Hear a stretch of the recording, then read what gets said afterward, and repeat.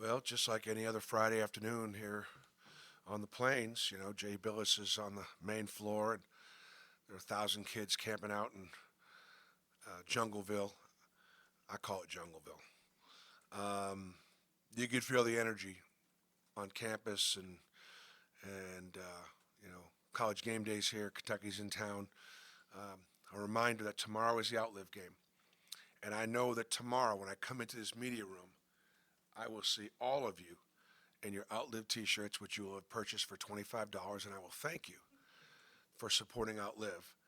Um, and um, the game is extremely important, but I'm going to call a 20-second timeout and just tell you that, in partnership with the Mike Sly Family Foundation for Cancer Research, um, we will be having free prostate screenings, testing, blood tests on the concourse tomorrow. We'll have over 100 men have their prostate screened and checked, okay? If we have 100 men that do that, 10 will find out they have prostate cancer or are about to have prostate cancer. And so outlive is important because the best way to survive your cancer is detect it early. And so I encourage all of our fans to get here early and take advantage of those free screenings. I will be doing it, uh, getting my annual screenings, and my numbers have gone up over the years. And I'm a candidate for prostate cancer at some point. Um, and hopefully, if that ever does happen, we'll know about it sooner than later. Um, so appreciate everybody again buying your T-shirts. If you come to the game tomorrow and somebody's sitting next to you and they don't have a T-shirt, please shame them into buying one. Um, don't want any fist fights in the stands, but I promise you that I would be doing it. Um, Kentucky's really good. They're one of the best offensive teams in the country. Um, they have five guys averaging double digits scoring, four guards. They're a really tough cover. Um, they've got four or five guys that are in mock drafts, for next year. Um, and um, they are like third or fourth in the nation in block shots. They do have great length. They do a great job protecting the rim. We struggled against Florida's length, and we're going to have to find a way to not allow Kentucky's length to have the same have the same impact on us that Florida's length did. Um, this is the best three-point shooting team that John Calipari's had, in my opinion. Um, there's about three or four guys out there that, if they can see it, they can make it, making them a really, really tough cover. Our guys have obviously worked really hard to put themselves in position and be in position.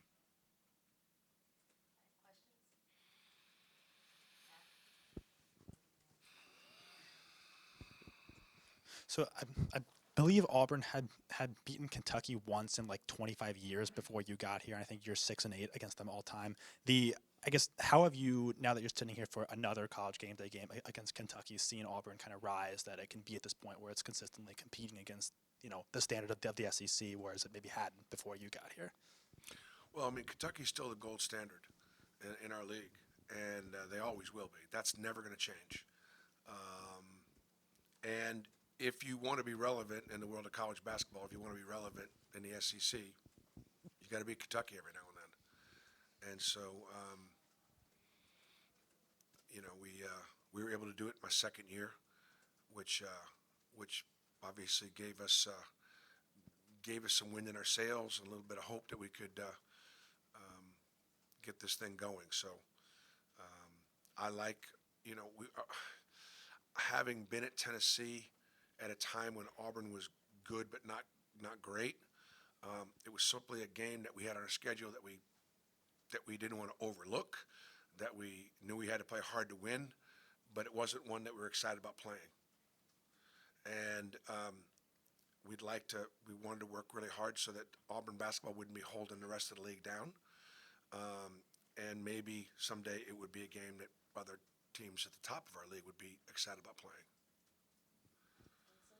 Coach, forgive the kind of funny question here, but you talked about the kids camping out. I'm curious, have you ever camped out for anything? And if not, what is something that maybe would get you to camp out, for 24, 60 hours? Well, I mean, as a kid, we camped out. That was, as a kid, we camped out. That was a lot of fun.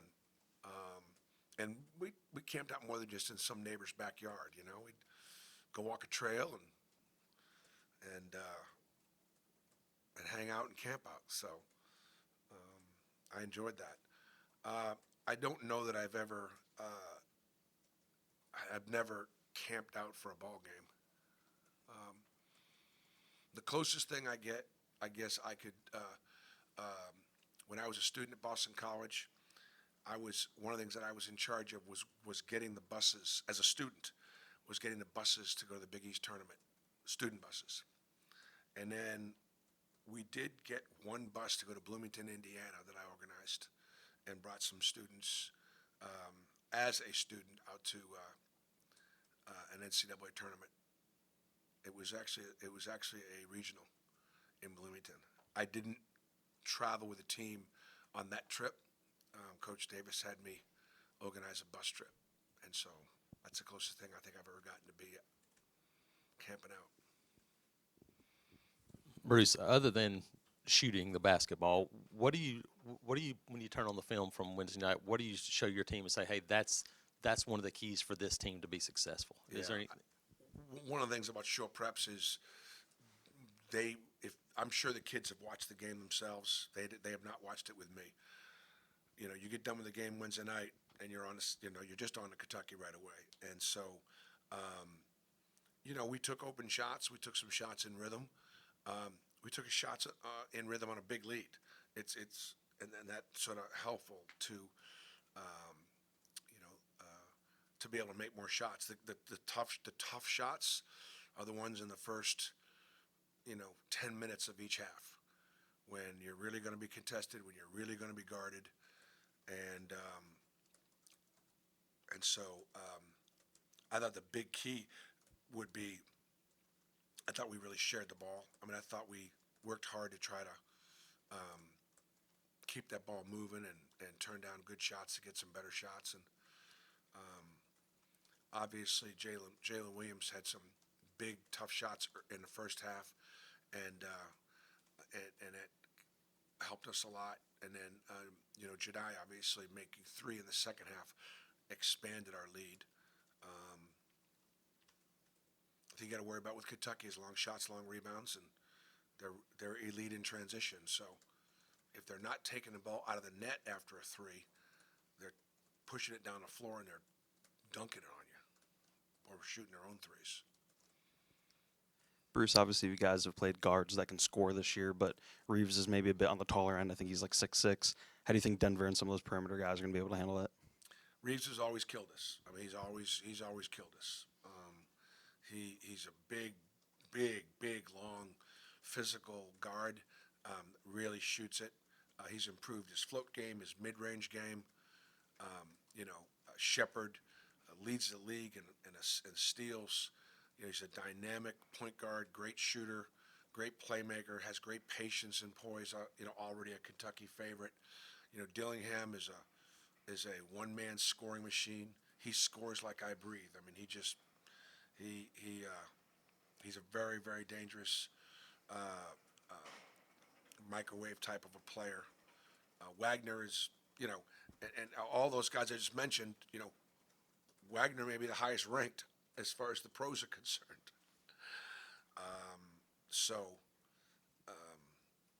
Yeah, they're really talented. They're really big, and that's why they're at Kentucky. Adam, and then Matt with the last question. Just it seems like at times there's been a point made about Kentucky that they have trouble defending this year. But I know you mentioned the length and the shot blocking ability, but when they're on defensively, like what sticks out about them on that end? I think when they're on defensively, they're flying around and they're blocking shots, and I think there's no question Kentucky's going to play with unbelievable effort and energy tomorrow, especially early in the games and early in the half. They've also not been completely healthy, they've got great depth, and they've played a lot of different players. But I think in the last game against Ole Miss, it was the first time they had everybody available to them. So,